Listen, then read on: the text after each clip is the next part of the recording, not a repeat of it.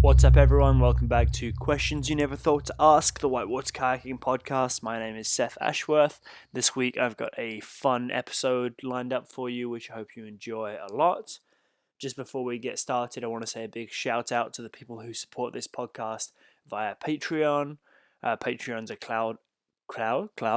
crowdfunding platform that you can chip in a couple of bucks every month and just get early access to the podcast and also help me keep the lights on and keep things rolling here, which is cool. If you can, I'd really appreciate you go over there, check that out, patreon.com/Seth Ashworth. If you can't, that's cool too. I get it. I appreciate you taking the time to listen to this. I hope you enjoy it and find it valuable and useful.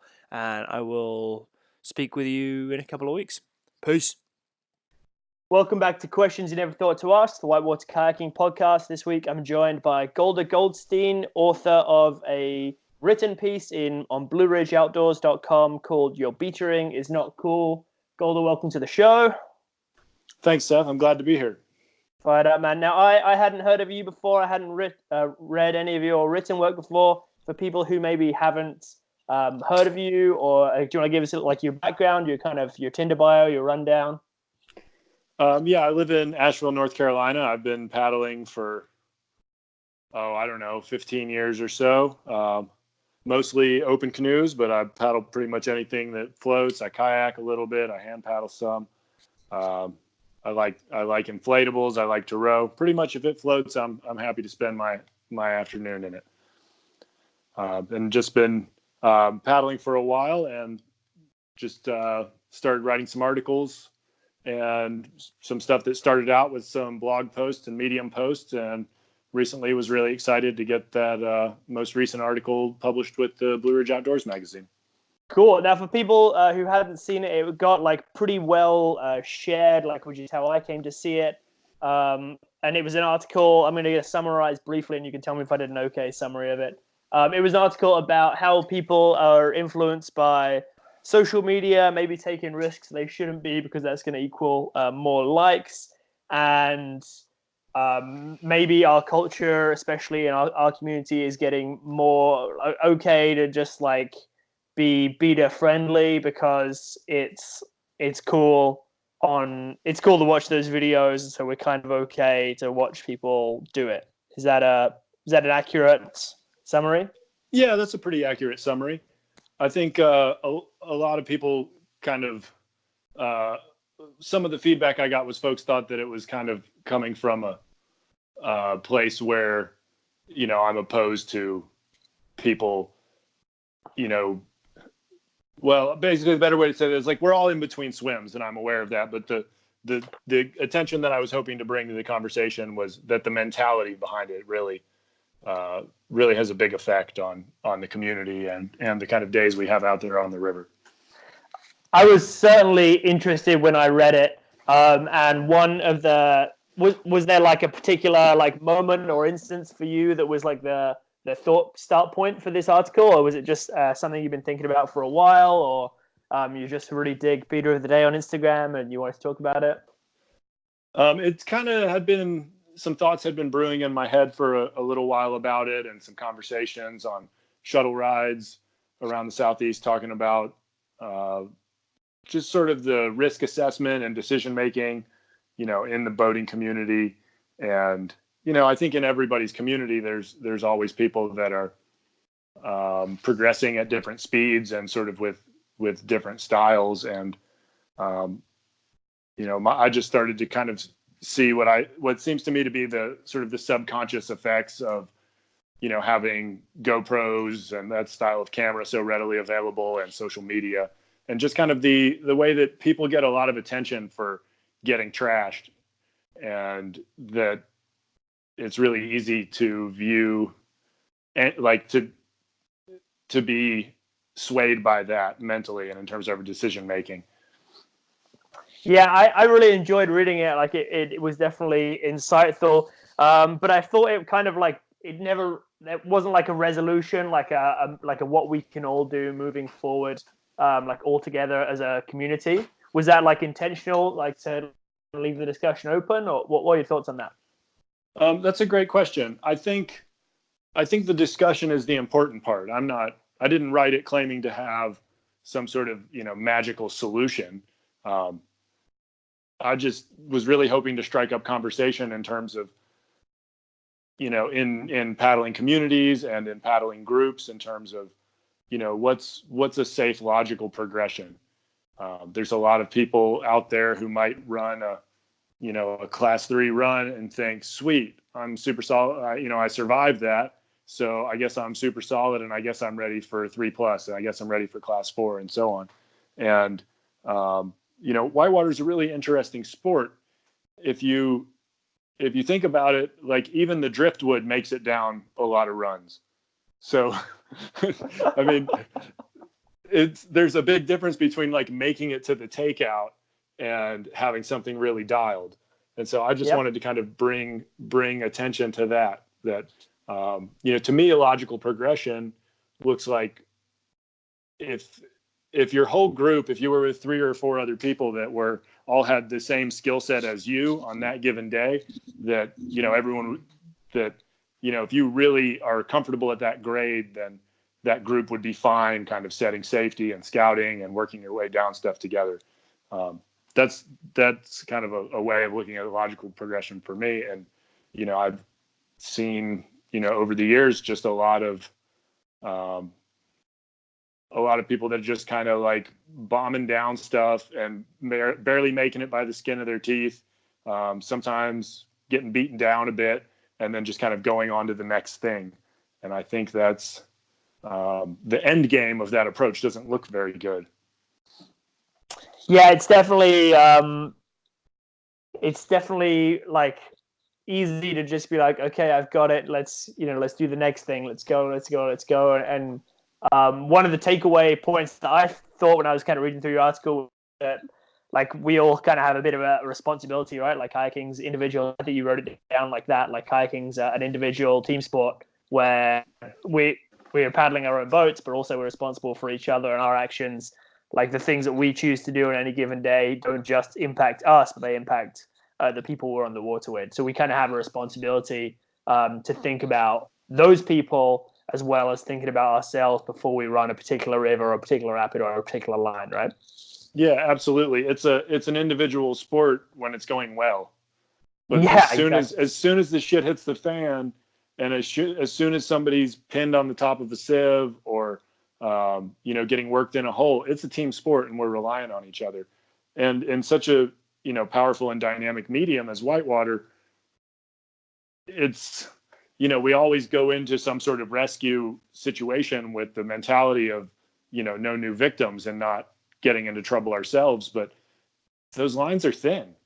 And in terms of responding to a situation in a dynamic medium, when we're going to help someone who's stuck in a shitty spot, either by wading in or a baited swim or even paddling to them, we're always putting ourselves a little bit at risk by that. And I think sorry, go ahead. No, you finish what you're saying, man. Sorry, I cut you off. And I just think it's a discussion worth having because of that.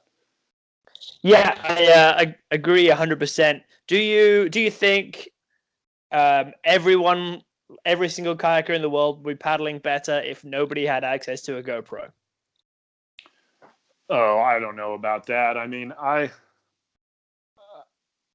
think that there's a lot of benefits. It's just a tool. It's a tool. I mean, there's benefits, there's hazards to any tool. I mean, a table saw, you can build a house with it, or you can chop off 3 of your fingers.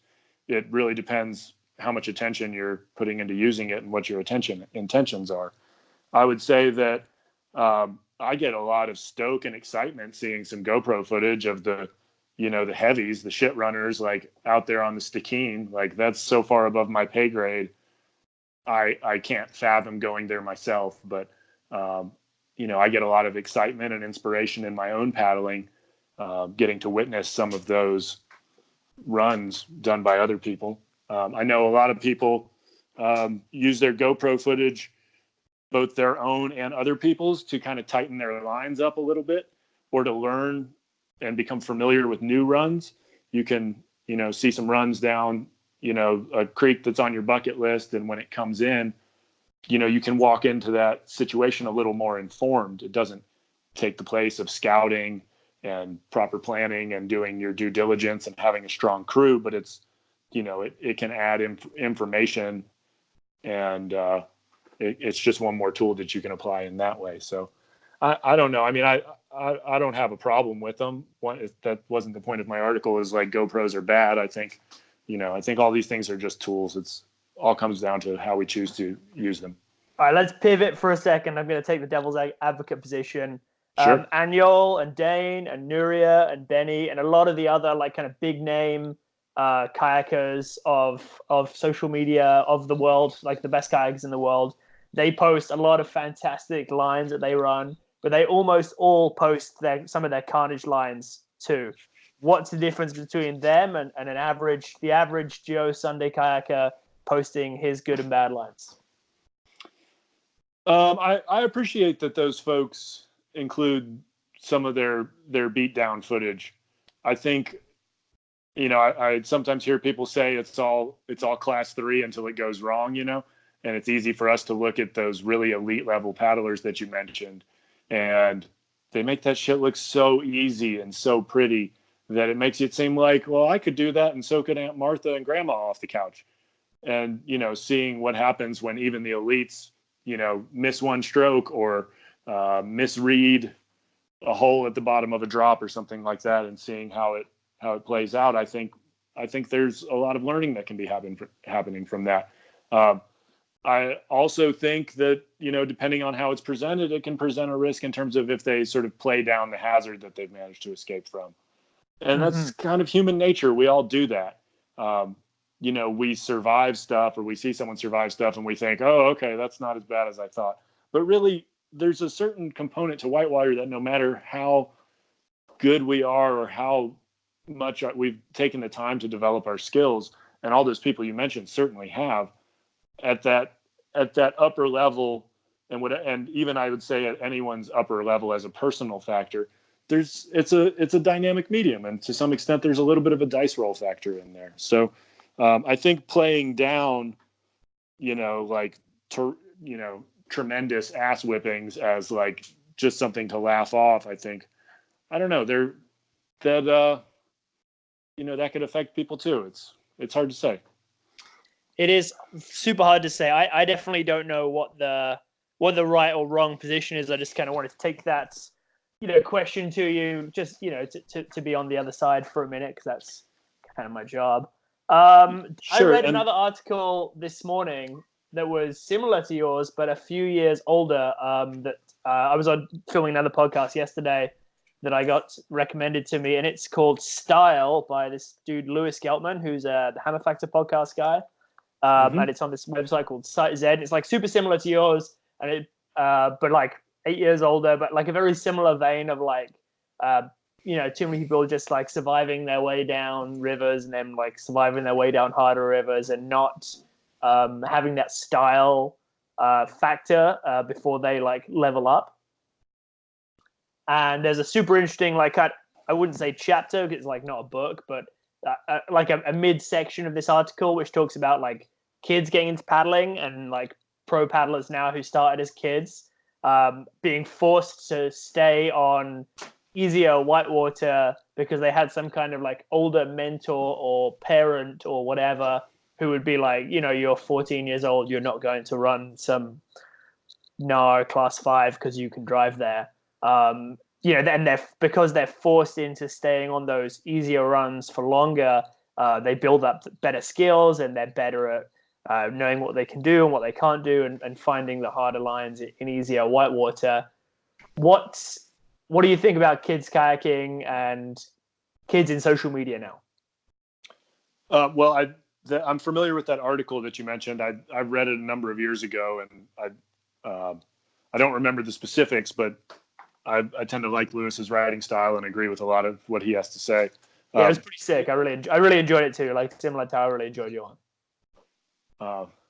In terms of what do I think about, I would say that I think that's a really solid recipe for skill development, is finding ways to make, class 4 moves in class 3 or class 3 moves in class 2, and really getting, going to your local river and running just like kind of garbage lines to see what happens and dealing with it in a safe situation. I've found that to be a really good way of skill development. And I think that sort of style or that approach leads to technically better paddlers. So, I mean, whether that's better or worse, I don't know. I think it in a sport or an activity where, it's really fun until things go bad, like having the best possible technical skill development makes pretty good sense to me. In terms of like kids and what's available in social media and all of that, I don't know. I mean, I think we're still learning what these effects are. Like, social media is still fairly new, relatively speaking, in the grand scheme of things. And a lot of us sort of grew up without it and then adapted to it in our 20s or 30s. And in terms of what the effects are going to be on people who went through their more formative years as teenagers with that stuff available, I don't know. It's anybody's guess, but I think that it complicates decision making and risk assessment, having that social pressure involved. And you spoke about people sort of having older mentors that would say, no, we're going to wait until you like fully own this run before we do the next harder thing. I think that's a really good check against that sort of social pressure that can be there to do the next thing, to get your picture on the next run, on that next bucket list thing, and share it with your friends and get that sense of approval. So. For sure. I think it's interesting, like reading that like older article from Lewis and then reading yours. And it's like, I think his one's written in 2012 and yours 2019. So a bit of a gap and a lot of growth in the social media world, like a lot of growth in like Instagram is pretty much at its full maturity. Snapchat at its full maturity. Other platforms just like all growing up are like, these kids are living in this world. And I don't know if it's a good or bad. Wonder if that, those older mentors will be like more swayed, by those kids putting pressure back on them to let them move forward a bit faster and to get it like in over their head a bit faster. But I guess you're right. We don't really know yet. I'm just it's a thought. Like, social media is a lot further on in the last 5 years than it was when Lewis wrote the article. I don't know. You're right. I don't know what the outcome of that is for the youths, the future kids. Yeah, I mean, intuitively, I have my concerns about what the effects will be. I mean, there's really big corporations who are spending a lot of time and money trying to make the experience as addictive as possible, because while social media seems like it's a free service, the thing that most people don't take into consideration is where the product of social media. Facebook is selling our time and attention to advertisers, and same with all these platforms. So they are making them as addictive as possible, and by like messing with our dopamine releases and factoring the sounds and the whole user experience to make us stay on there. And it's at the expense of our brain chemistry that we spend our time scrolling through that thing. I wonder. I don't know. I hope that the kids who are kayaking today and the kids growing up in the future will continue to have those older, wiser mentors who will keep them in check and grow their skills best. I think that the kids of the future, and we really need them to keep the sport growing. So hopefully, Instagram's not getting to them too much. Yeah, totally. One of the interesting things I find about whitewater is that as difficulty increases, danger increases along with it. And some outdoor sports are like that, but not all of them. Rock climbing, for instance, you can climb harder and harder routes, but they can often become the sort of the same amount of danger, or often even the harder difficulty routes become less dangerous than some of the easier ones, just due to sort of the realities of protection. But with whitewater, the doing harder things and continuing to challenge ourselves are often associated with more technically difficult and more dangerous whitewater and more consequential whitewater. So, but it doesn't necessarily have to be the case. I mean, by trying to catch every eddy in your backyard runs and trying to find ways to integrate downriver play and playing your way off of the features, we can increase the difficulty in a way that's not more consequential and necessarily, more dangerous. Okay, so we've got to think responsibly for the future. What is one thing everyone at home listening can do to be a more responsible beater out there responsible river user?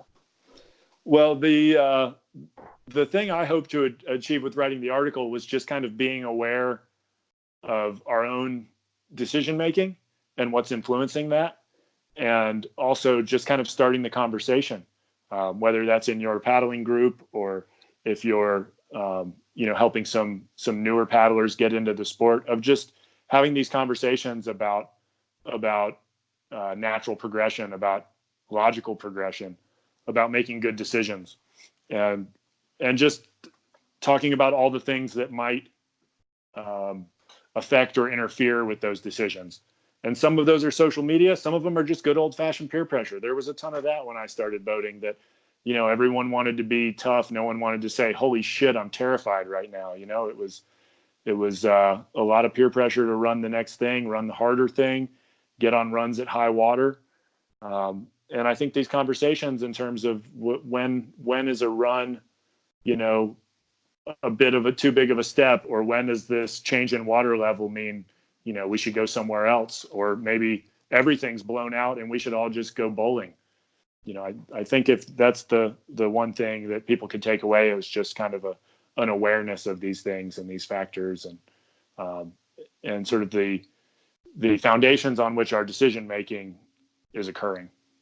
Is it ever right or wrong to ask the people who you're putting on with, do you definitely have this? I think those are really hard questions to ask. Yeah. But I think they're good questions to ask. And I think it's always a fair question. I think we should be asking ourselves that, for starters. And, depending on the crew, if we're doing something new, if we're stepping it up, or if there's new people paddling with us, I think it seems at first glance like it's a disrespectful thing to ask somebody, hey, are you comfortable on this? Because people feel like, oh, it's disrespectful, you're questioning their experience or their skill set.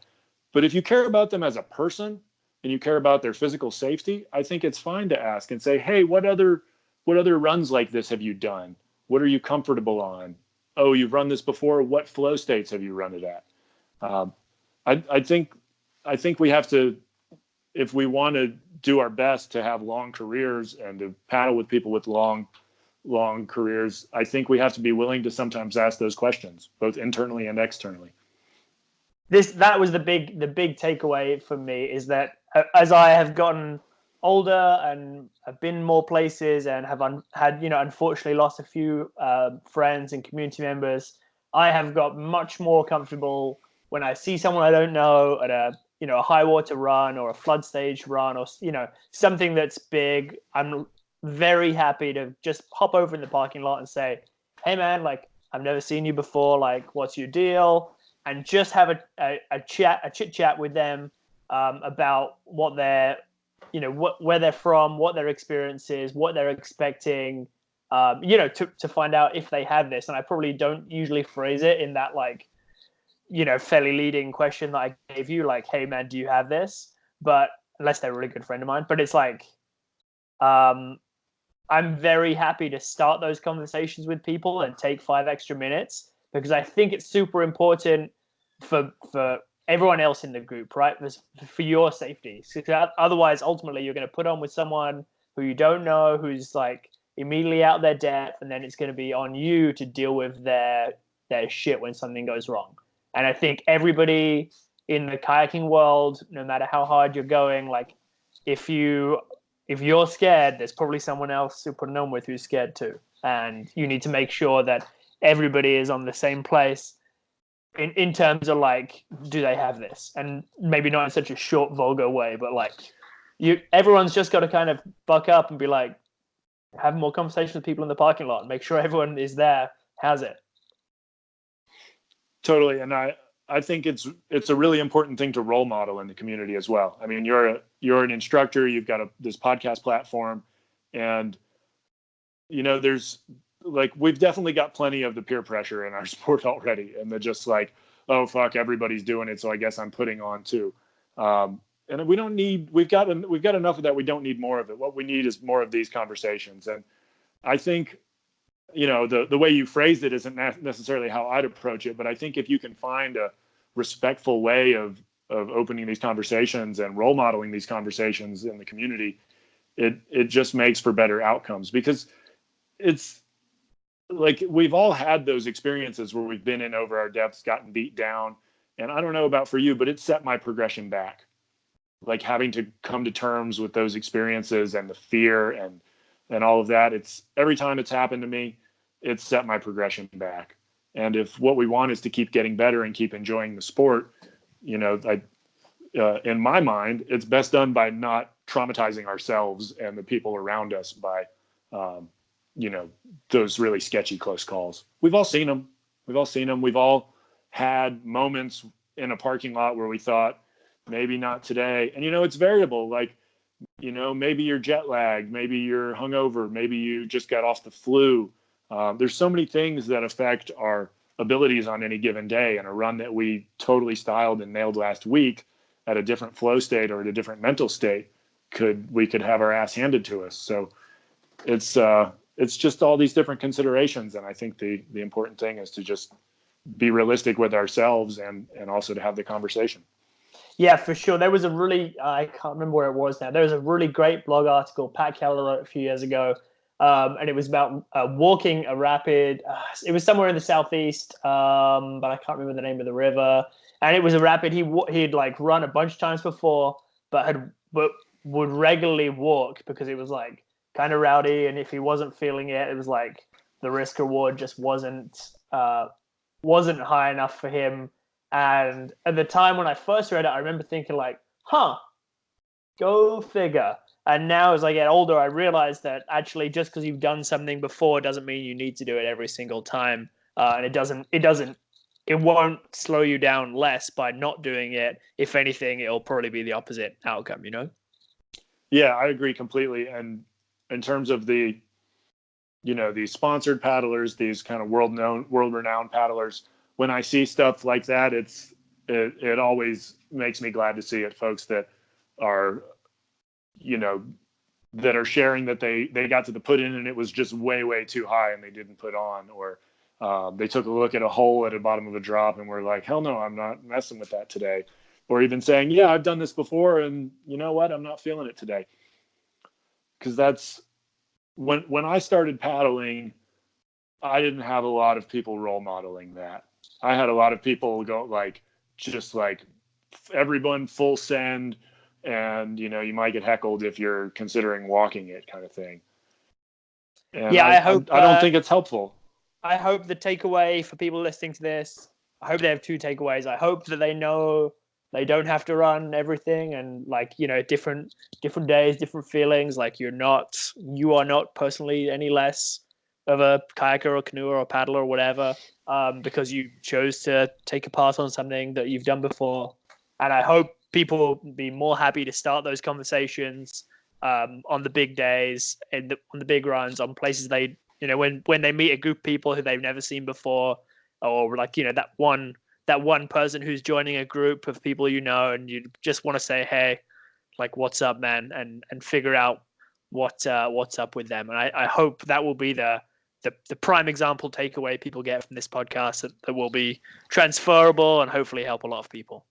Totally. I love it. It's like, paddling sexy, styling it's sexy, good decision-making sexy too. Hell yes. All right. Well, I think that's a great place for us to leave it. Golder, where can people find you on the socials or the writing things if they're interested? I'm on Facebook at Golder Goldstein. You can find my writing on Medium under the same name, and you can check out my webpage, where you'll find writing about coaching work as well as some outdoor stuff and whatever esoteric stuff I'm drawn to write about. And that website is thegoodflow.net. Right on.